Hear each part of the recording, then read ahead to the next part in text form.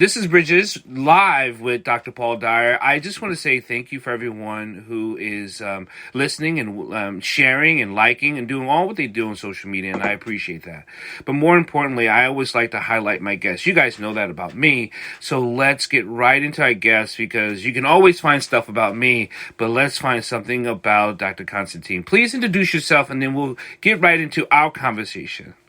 Sure. So I am Dr. Constance Scharff. I am an internationally recognized speaker and best-selling and award-winning author. I write about complementary mental health practices, so things that you can do in addition to traditional talk therapies. And I write novels now. So I do both fiction and nonfiction. Oh, I'm a nonfiction writer. I'm such a scientific writer when it comes to things of writing, and I think that's just the way my brain works. I like both. I like fiction because it allows me to explore ideas without having to be bound by, I'm a PhD. And so I'm very specific about, what are the citations and what were the studies about. And so fiction allows me to explore ideas in a way that nonfiction doesn't. Now, what I love about nonfiction, I don't write for academic journals at all anymore. I did at the very beginning of my career. But now I put everything into popular press fiction or nonfiction, because it gives people direct access to those resources and doesn't just keep it away so it's a sort of aloof conversation among academics. I so agree with you because I do both because people have asked me, but I do so much non-academic stuff because when it comes to, and I just got this wave from one of my kids going, "Dad, you write love stories." And I know I write love stories because I'm a hopeless romantic, but I've never really published love stories. So that's why it's different. So I write love stories, but I've never really published love stories. So the only thing I've published I know. Do it. I have a novel coming out probably towards the end of the summer. And it's my first published novel. It's called The Path to God's Promise, and it's about if God had a contemporary female Jewish prophet, what would God say to us, right? And so it's about climate change. It's really about climate change and both the physical and the psychological impacts of that. But I was surprised about how publishers were very interested. They're like, we don't know if we can make money on this book, right? But it needs to be out there. And there are so many more publishing options than there used to be. Yes. So I encourage you, if those are stories you want to share them because you'll have an audience for them. There are people who don't just want what the major publishing houses offer. And I know I teach, when I write, my books have been about the science of mental health. Basically about the neuroscience, the chemistry, how it affects the body. But when you talked about writing to help people into addition to, explain that. Because people are still so stuck in, if I'm doing this, I'm getting better. But what if I'm not getting better? Then I don't know what else to do. And I think you're filling that gap. Is that what you're doing? I am filling that gap. Yeah. So there's several different things in what you're talking about. One of them is, let's take a step back and talk about what works and what doesn't. And you come from a neuroscience perspective, and all of our brains work the same. It doesn't matter your culture, your race, your age, or whatever. Age, well, because there's an aging brain, so that there's some changes there. But for the most part, if you have gray matter in here, it all works the same, right? It has the same general process, just as digestion. Right. Healthy digestion works the same in all people. Circulation works the same in all people. And so we can set that to one side because there are certain things that are going to be the same. Alzheimer's, for example, would be the same across cultures. But most issues of mental health, my experience is that they have a cultural component, a biopsychosocial component. Yeah. And so what we believe is true the narratives we tell ourselves, the stories we tell ourselves, what we believe is true.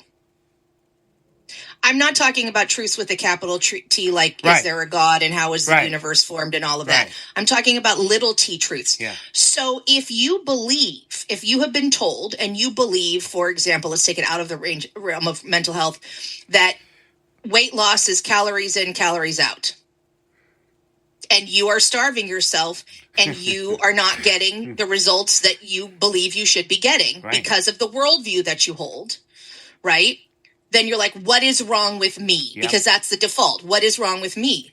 What if the basic premise, the story that we've been told or accepted or told ourselves, is not in fact true? Right. It's false. It's false, right? We know that if you eat a bunch of carbs and sugar and you eat the same number of calories in broccoli, right, you are going to have a different result in your body. So in the realm of mental health, I've had the good fortune to travel a great deal. And I have been very lucky, especially early in my career as an undergraduate, in fact, to live in India and in Kenya and in other parts. I did live in India. Really? Yeah. That's why that's why I studied my naturopathic health too. Was in India. Oh, wow. Oh, yeah. So I loved India. I also hated India. Like, India is so overwhelming, especially if you're like a Western person. I was just like, oh, what is all this? Yeah. India is like nowhere else in the world. No. It is sight, sound, smell, everything inundates you all the time. It is so overwhelming. Well, wait a minute. I'm a New Yorker. So I grew up with that. Okay, so I come from the country. I come from rural California and Oregon. I know. Yeah. No, and I actually went to St. Lawrence University in Northern New York, which I love, my alma mater. But that's also a rural university, Yeah. I'm a Bronx kid. So Bronx, Midtown, the Bowery.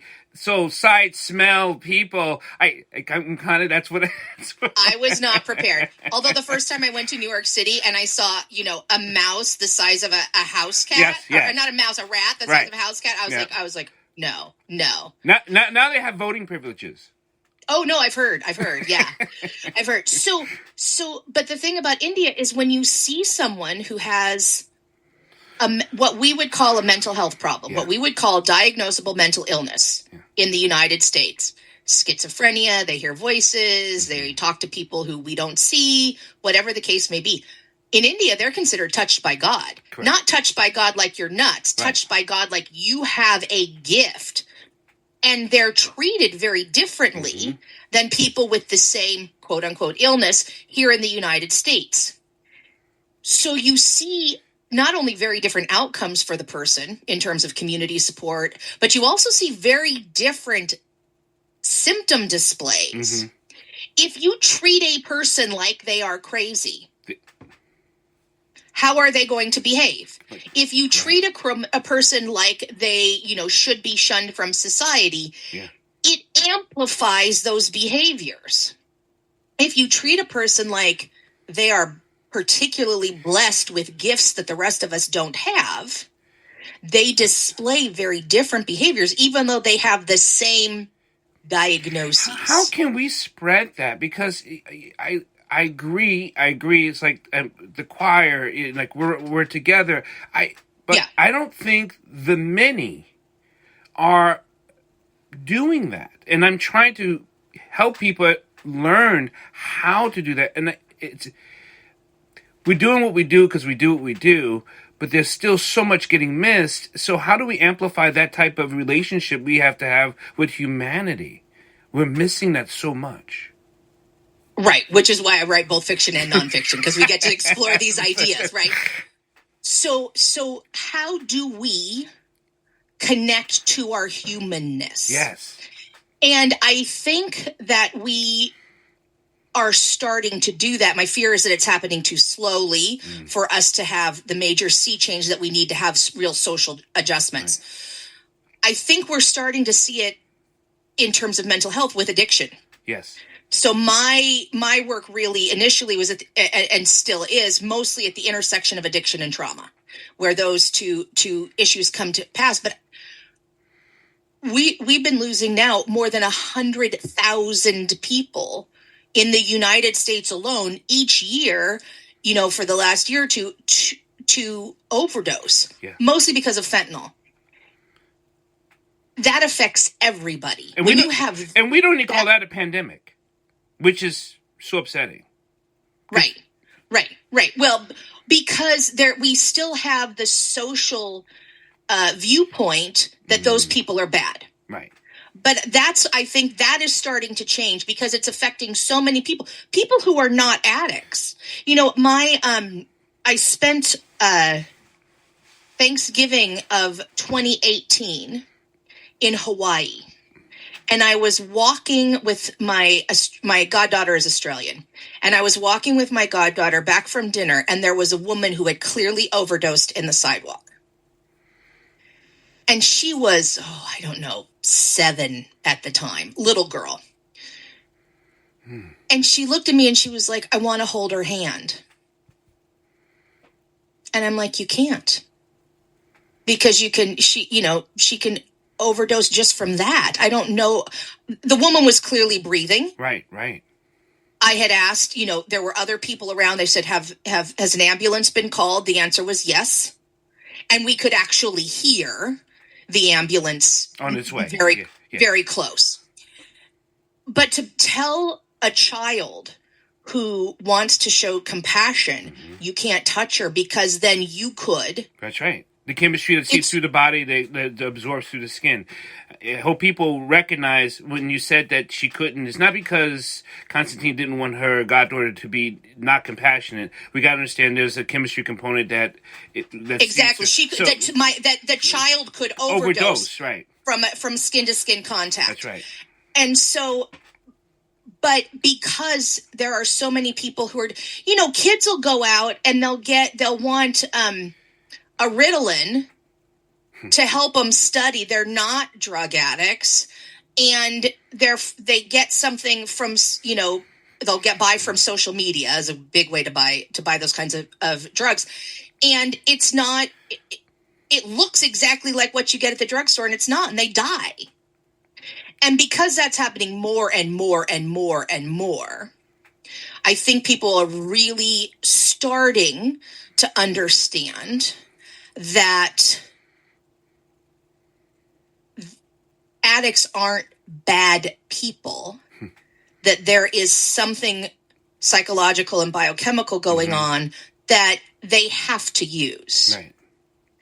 And, I'm sober for 24 and a half years. Congratulations. Thank you. But when I was using, if you invited me to your wedding. And I would. Well, I appreciate that. If you invited me to your wedding, I would have to show up drunk or get drunk. Am I going to make a fool of myself? Maybe. Am I going to, fall asleep? Maybe. Am I going to throw up? Probably. That's not because I don't care about you. I'm showing up to your wedding and I'm going to probably drink as little as I can. But the reality is I have to drink. Right. And your wedding is just going to be kind of in the way of that. And I'm going to do the best I can because I care about you. But there's only so much that I can do. I had a cousin who her mother was getting married, and she was, mid-20s at the time, very, severe heroin addict. And her mother said, I want her to be at my wedding. And during the service, she went on the nod and leaned over, sort of semi-passed out, and her breast fell out of her dress. One of her breasts fell out of her dress.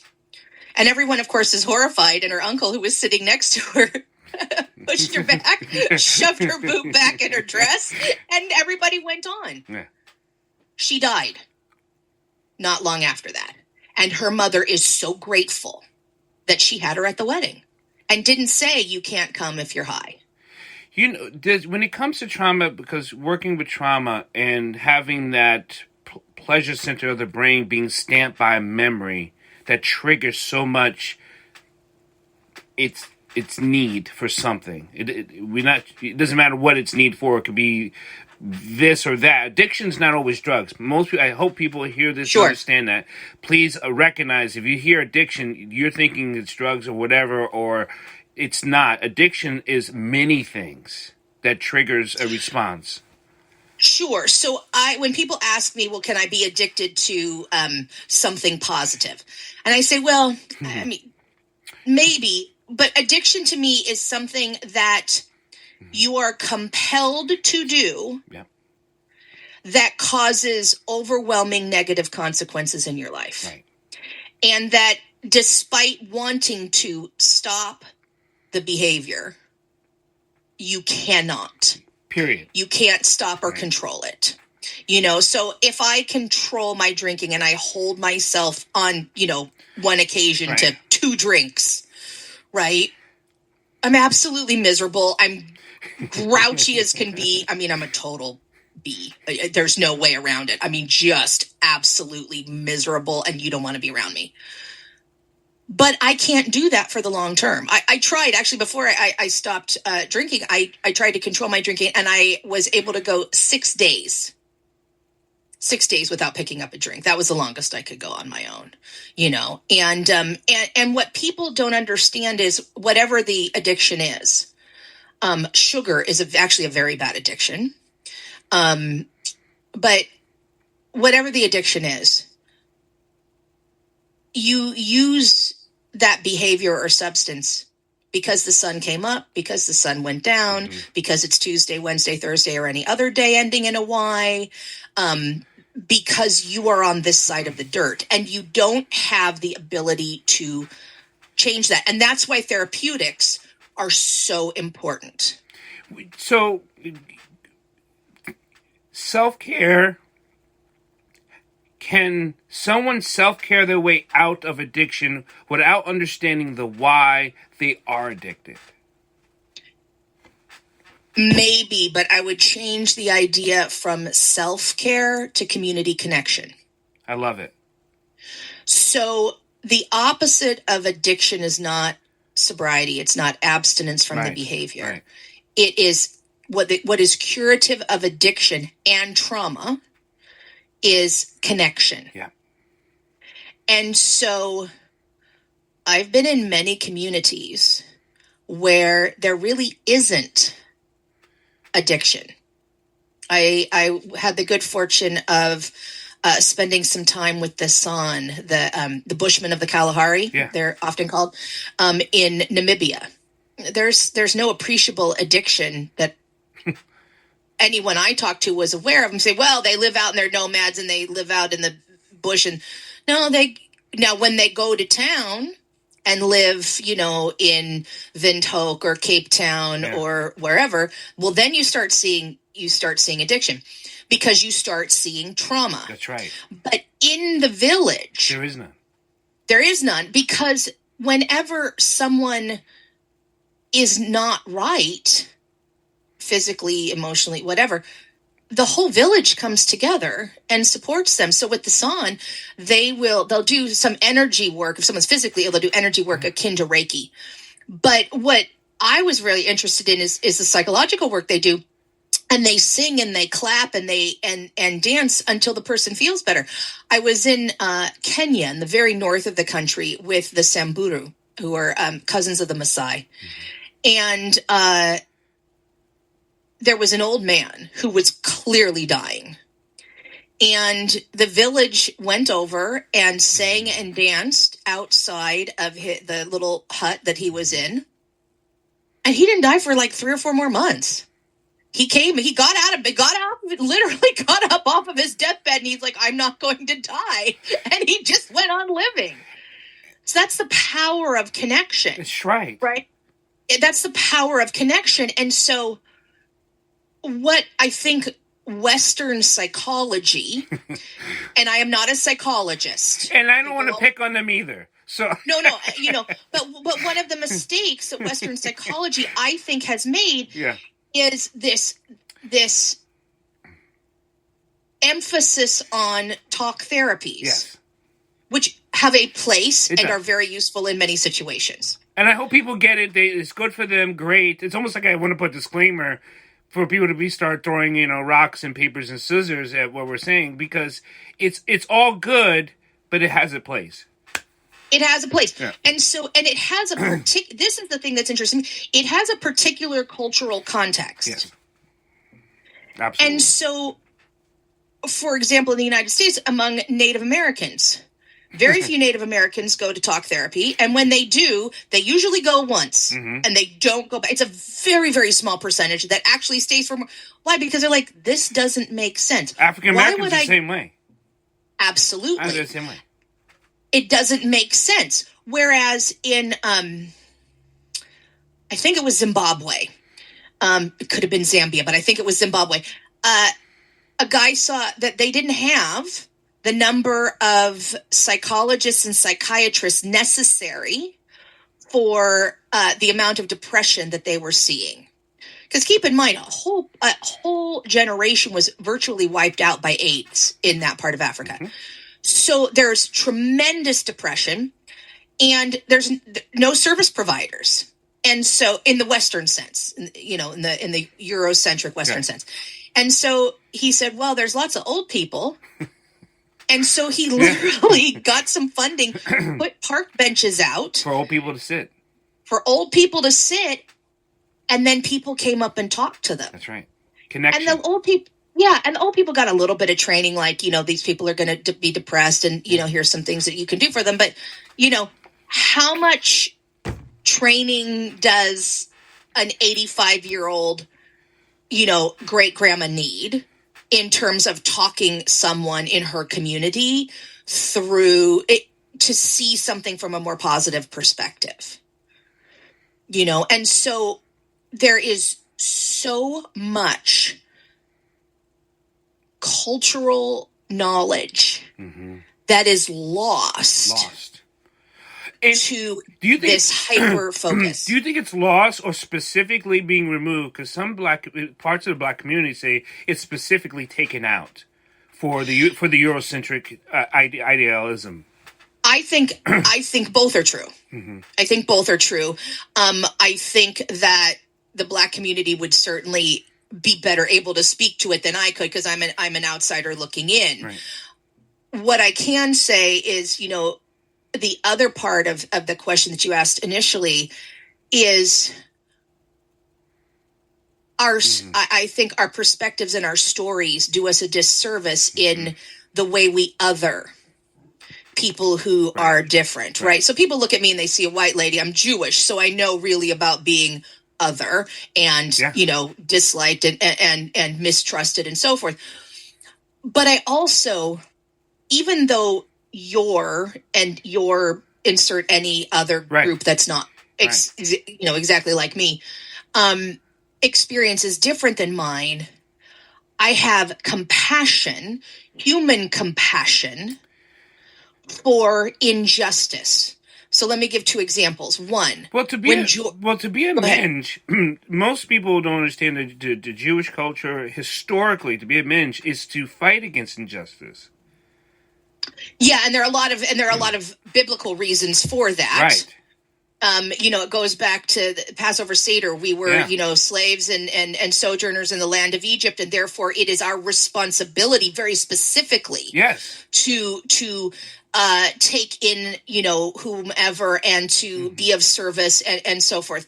But we also really need to talk about and be cognizant of compassion, and, there are two things that are, like you're saying historically, when Abraham Heschel walked with Martin Luther King. That was before my time, right? I wasn't born then.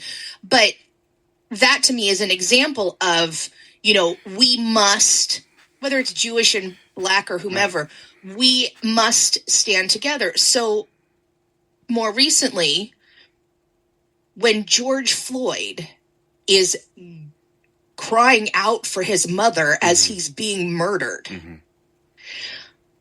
I don't think you have to be Black to see the injustice of that, right? And of course we had, a huge conflagration of people of all races, because that is a human response. Absolutely. The other thing is right now I live in the Pacific Northwest. I live right at the border crossing to Vancouver, British Columbia. And up here there were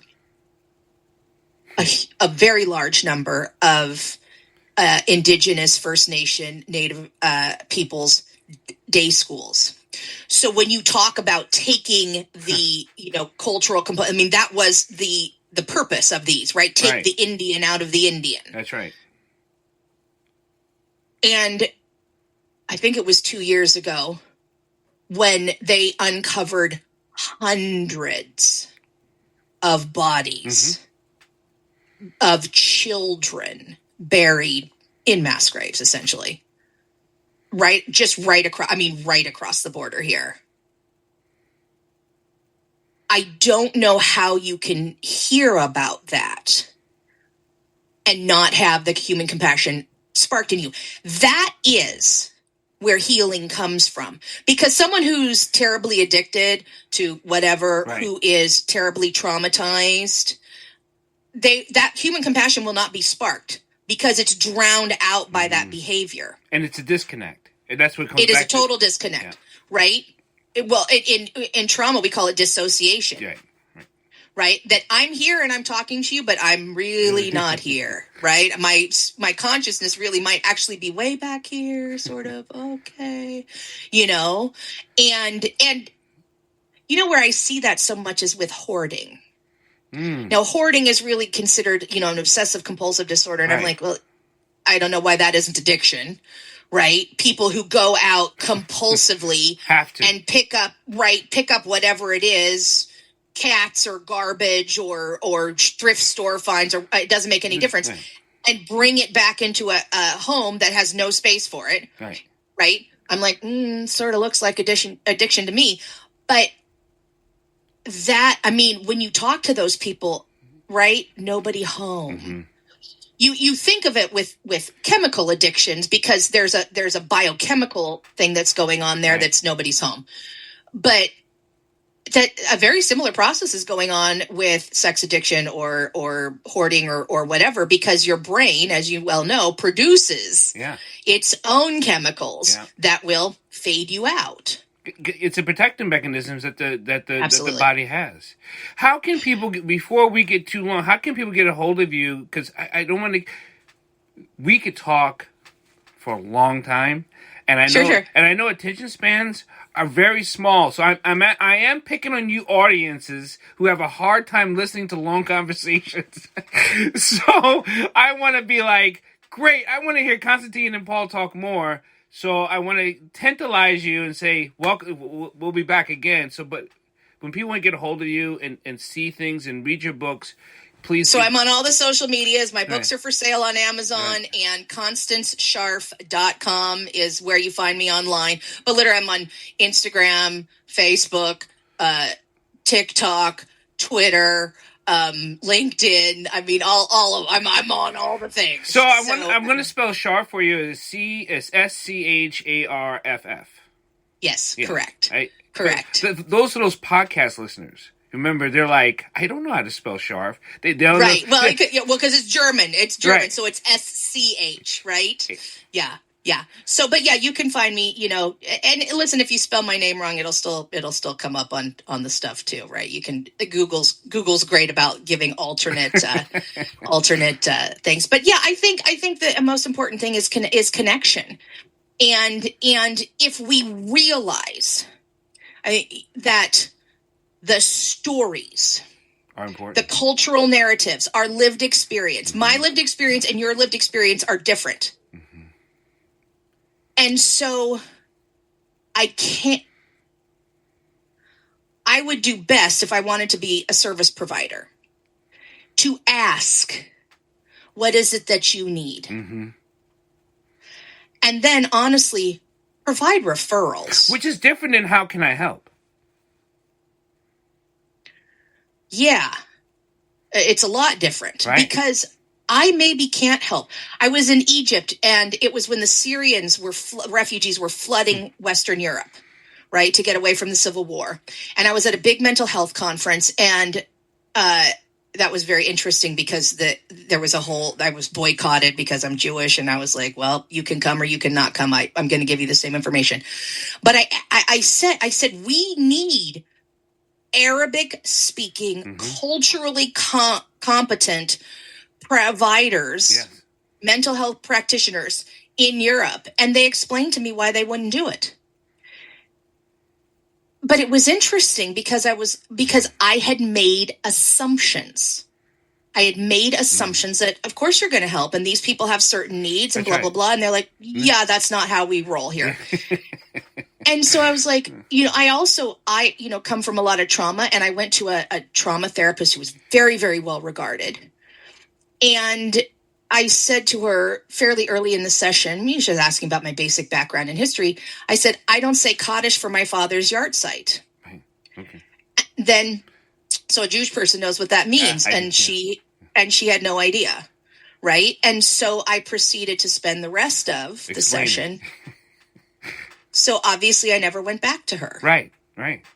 So I really understand that in whatever therapeutics we're providing, there is a cultural context that holds them. And you need someone who is fluid in that culture and understands that culture. So I really understand rural people. I've lived in the country most of my life. Mm-hmm. And that is a different set of needs. And like you were saying, being brought up, in one of the boroughs, of New York City, like it's a very different context. And so what I have tried to do, I formed, I guess it's almost 2 years ago now, a group called the Institute for Complementary and Indigenous Mental Health Research. Mm-hmm. And I don't do Indigenous mental health research. I'm not Indigenous. I observe things when I'm invited, but I don't do that research. But I wanted to include that in the organization because I wanted to hold open the door that was held open for me. Yeah. Right. And so if someone is doing that kind of work, you have a place at my table with all the resources that I have access to. I am happy to share them with you. And if we want to be in conversation, because there's some similarities between what, Indigenous mental health workers are looking at and talking about and what complementary therapeutics I'm looking at and talking about, there's some overlap there. We can have some great conversations, but I want to be supportive because, I belong to a group called the Society for Consciousness Studies.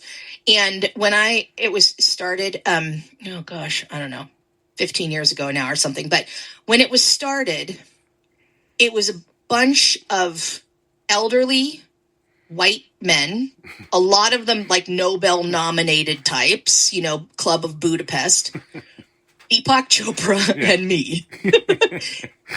And I'm sitting, and I was talking to the professor who invited me to join, and I was fairly new in a PhD and wasn't, these guys are luminaries, right?